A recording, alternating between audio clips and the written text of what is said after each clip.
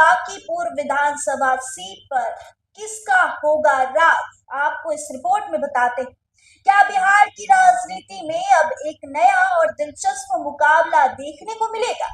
जी हाँ, राजधानी पटना की चर्चित बांकीपुर विधानसभा सीट को लेकर सियासी गलियारों में चर्चाओं का बाजार गर्म है। एक तरफ बीजेपी की मजबूत दावेदार मानी जा रही रितु जायसवाल, तो दूसरी ओर जनसुराज की सूत्रधार खुद प्रशांत किशोर।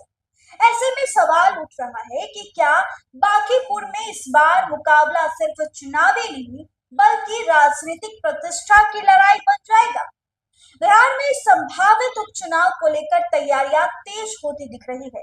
खासकर बांकीपुर विधानसभा सीट पर सभी की नजरें टिकी है। एक वक्त था बांकीपुर विधानसभा सीट सिर्फ बीजेपी की ही सीट रही है।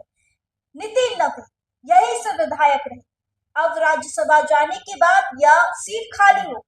अब राजनीतिक विशेषज्ञों की चर्चा है कि यदि बीजेपी की ओर से रितु जायसवाल मैदान में उतरती है और जनसुराज की ओर से प्रशांत किशोर या उनके कोई खास उम्मीदवार चुनाव में मजबूत उम्मीदवार चुनाव में लड़ता है, तो मुकाबला बेहद रोचक और टाइट और फाइट हो सकता है। रितु जायसवाल अपनी सक्रिय राजनीति और जनसंपर्क के लिए भी जानी जाती है, जबकि प्रशांत किशोर बिहार की राजनीति में एक ऐसे वैकल्पिक राजनीतिक मॉडल पेश करने की कोशिश कर रहे हैं। ऐसे में बांकीपुर सीट दोनों दलों के लिए प्रतिष्ठा का प्रश्न बन सकती है। बांकीपुर की सियासी जंग को लेकर अभी आधिकारिक तस्वीर साफ नहीं है दोस्तों, लेकिन चर्चा और सूत्रों की माने तो राजनीतिक माहौल को गर्म यह सीट जरूर कर दिया है। अब देखना होगा कि चुनावी रण में कौन उतरता है और जनता किस पर भरोसा जताती है। फिलहाल बांकीपुर की सीट बिहार की सबसे चर्चित सीटों में होती नजर सामने आ रही है। यह सीट कभी बीजेपी का पूरा अभी तक गढ़ है, क्योंकि यहीं से नितिन नवीन निकल कर गए हैं। यहीं से सालों साल से बीजेपी का गढ़ बांकीपुर सीट माना जाता है, जो पटना शहर के बीचों बीच में, जहां युवा नौजवान हर वो शख्स जो वोटर वो एक ऐसे वैकल्पिक ऐसे चेहरे को तलाशते हैं जो उन्हें लगता है उनके भविष्य में वो वर्क करे, उनके भविष्य बनकर उभरे।